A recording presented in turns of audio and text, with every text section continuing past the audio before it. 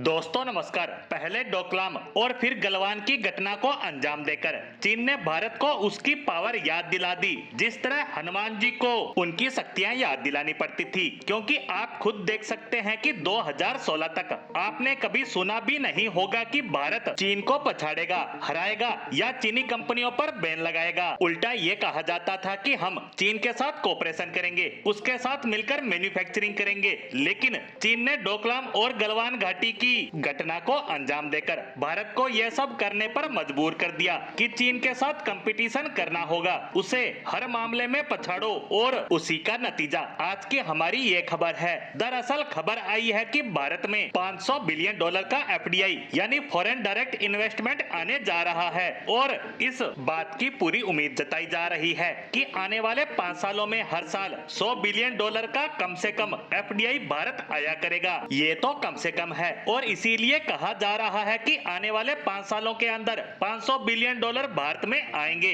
और ये बात लगभग तय इसलिए भी मानी जा रही है कि हाल ही में भारत ने यूरोप के 4 देशों के साथ, जिनमें फिनलैंड, स्विट्जरलैंड, ऑस्ट्रिया और आइसलैंड के साथ एग्रीमेंट साइन किया है, जिसके तहत आने वाले 10 सालों में ये 4 देश $100 बिलियन भारत में इन्वेस्ट करेंगे। यानी यूरोप के 4 देश ही हर साल $10 बिलियन पर ईयर की दर से $100 बिलियन का निवेश करेंगे। इसके अलावा यूएस, यूके, यूरोप के अन्य 27 देश, अरब देश भी शामिल हैं, जो भारत में निवेश कर चुके हैं या करने की तैयारी कर रहे हैं। तो इन सभी को मिलाकर देखें तो ये आंकड़ा बहुत कम है। असली आंकड़ा तो इससे कहीं ऊपर जाएगा, लेकिन हम इस 100 बिलियन के आंकड़े को ही मानकर चले तो इस बात की संभावनाएं भी बढ़ गई है कि आने वाले 4 सालों में भारत का खजाना $1 ट्रिलियन के पार जा सकता है। क्योंकि इस वक्त भारत का कुल विदेशी मुद्रा भंडार 640 बिलियन के आसपास है और हमें तकरीबन $350 बिलियन और चाहिए $1 ट्रिलियन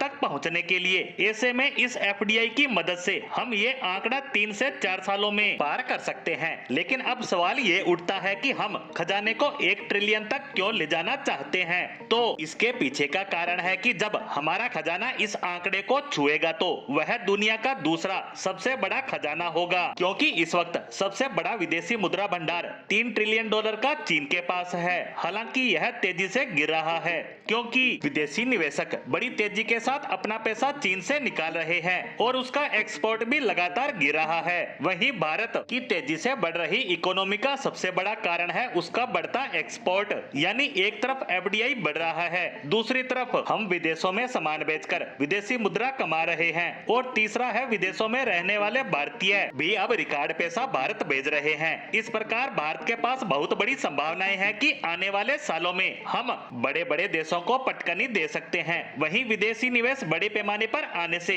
आम लोगों को रोजगार भी मिलेगा, जिससे उनके जीवन स्तर में भी सुधार आएगा। इसी के साथ विदेशी निवेश से जुड़ी इस खबर पर हमारी आज की पोस्ट को यहीं विराम देते हैं। धन्यवाद।